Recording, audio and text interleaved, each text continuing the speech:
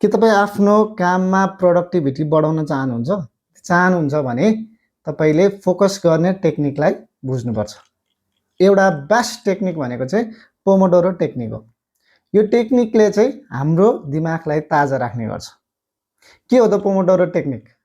Pomodoro technique basically हामीले कुनै पनि काम गर्दैछौँ भने त्यो काममा ब्रेक लिने एउटा टेक्निक हो। यो टेक्निकले चाहिँ हामीलाई के भन्छ त भन्दाखेरि तपाईँ 25 मिनट काम गर्दै हुनुहुन्छ भने 25 मिनटपछि 5 मिनट ब्रेक लिनु भन्छ। र यो सिलसिला 4 चोटि दोहोऱ्याइसकेपछि चाहिँ तपाईँले 15 देखि आधी घन्टाको ब्रेक लिनुहुन्छ। किन त पोमोडोरो टेक्निक भन्दाखेरि चाहिँ तपाईँको दिमागलाई यसले ताजा राख्छ। अनि अर्को भनेको चाहिँ तपाईँले जुन काम भोलि गर्छु भन्ने टार्ने बानी हुन्छ नि, त्यो टार्ने बानीलाई चाहिँ यसले हटाउन सहयोग गर्छ। अर्को भनेको चाहिँ तपाईँको कामलाई सानो सानो टुक्रामा विभाजन गर्नेले सहयोग गर्छ।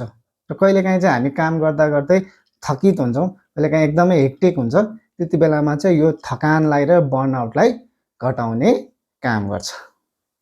त्यसैले आजै नै तपाईँ पोमोडोरो टेक्निकलाई प्रयोग गर्नुहोस् र फिल द चेन्ज, त्यो चेन्जलाई महसुस गर्नुहोस्।